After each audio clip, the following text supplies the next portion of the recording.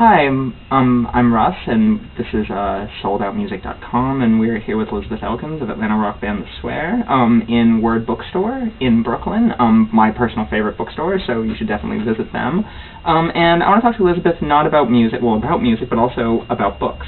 One of the very first conversations that Elizabeth and I ever had, in one of our first interactions, ended up completely derailing and going from, a discussion about her band and her music into a literary discussion, which is why I've asked Elizabeth to, sort of join me here today and talk about books. Right, which is nice, because normally when I get interviewed, it ends up turning into literature, because so much of my inspiration is literature for the music I write. So when people ask the band what their influences are, they go around to everybody in the band, and everyone has these band names, and then I start saying, well, James Joyce and T.S. Eliot, and then people look at me strangely. So it's nice to be able to just talk about that. So, springboarding off of that, what was the first book that you remember reading as a child that really had some sort of deep impact on you?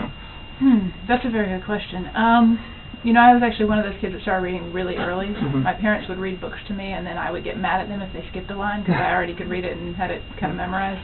The first book, I read a lot of the Ramona Quimby books. Do you remember those? Yeah, I do. Those are a big deal for me. The Henry Huggins one. Yeah, and of course I read a lot of E.B. White, Trumpet of the Swan, and Stuart Little. I mean, I'm talking about when I'm 7, 8 years old. But the first book that had just intense impact on me, it probably all happened for me in 10th grade, which I was 14 in 10th grade, and I had moved from North Carolina. My dad was military. I moved from North Carolina to Belgium. Didn't want to go, had all these cool, friends in 9th grade, didn't want to go. But I got there and I had this European literature class, and we started reading short stories by like Gustave Flaubert and Alexandre Dumas Père and so on. And I think, honestly, we read A Tale of Two Cities, and there was something so magical about that Dickens book that it just opened this whole world to me, and I just became obsessed with sort of reading everything I could in the typical Western canon. So I got hung up there, I think. We were just talking earlier that I'm afraid you're going to ask me what's the most recent, the most recent published book that I've read, and I tend to just go back over these classics again and again. So I would say those, but also very shortly thereafter I got into John Irving, John Updike. I used to keep a notebook by my bed that I just write down every favorite line out of every book, and it would I have dozens and dozens of notebooks just full of quotes. And then I started writing songs. Nice. So that's it in a very condensed form. It's funny that you mentioned like Updike, right? For instance, because I would consider you very much, you're a very strong female presence, especially in the band. Obviously you are, a female inspiration to a lot of your younger female fans.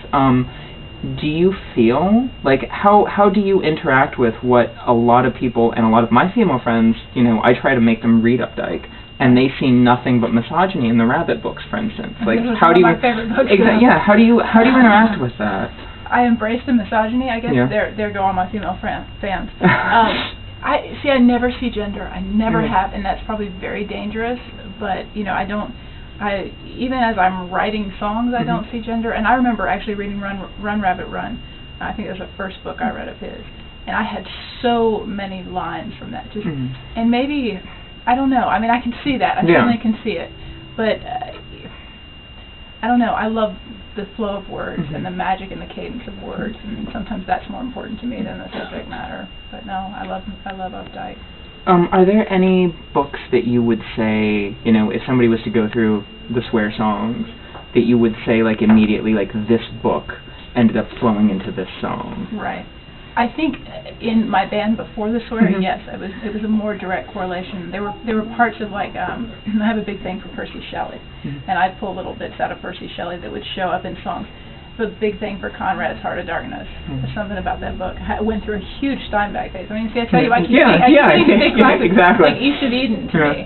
And maybe Eugene O'Neill, who is probably my favorite playwright. I'm also really into playwright. But Moon for the Misbegotten, there's just some themes, I think, that come in. But no, I've never directly written a song about a book. So that's a question. If there was one or two living authors that you could meet and have, I don't know, I don't want to do the usual like Tory questions. They have tea, but like have a conversation with, talk to, to get to actually have like genuine interaction with, who would they be? Well, we just lost probably the first one I would choose, which would be John Irving. Yeah. So, given the fact that he is no longer living, and we're not supposed to be discussing Tori Amos, which would be indirectly saying Neil Gaiman. You're allowed to mention Neil Gaiman because we can talk about Amanda Palmer. Okay. So, all right. So Neil Gaiman, I've tried to make a list of my top 10 books. Yeah. And number one, for some strange reason, is always All Quiet on the Western Front, because I have a history with them living. But number two is always American Gods, Neil Gaiman. Yeah. That's weird. That's where I dropped off for him entirely, because that was the book where I picked it up and said, this is sprawling and messy and it's Kerouacian kind of, and I really don't like the end. Now apparently he's great. Like, I haven't read Graveyard Book. I read Coraline, but I haven't read any of his newer stuff since he kind of tipped. What's the one in London on the Underground? God, what the hell? It was because like there was a TV show for it too over there. Yeah. That one I know what you're talking about. Yeah. I really liked Stardust, but obviously again then it's feeding into the Tory thing. Right.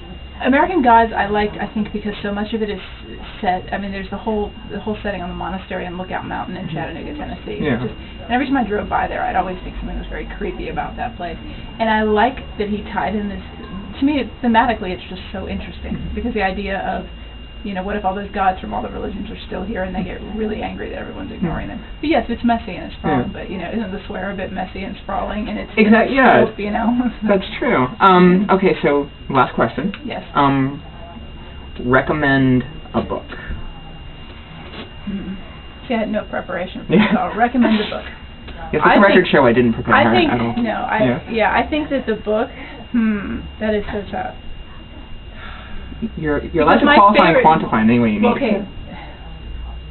I have to disregard my intense passion for the First World War and the fact that my favorite book is about the First World War. Let me recommend The Hotel New Hampshire, John Irving.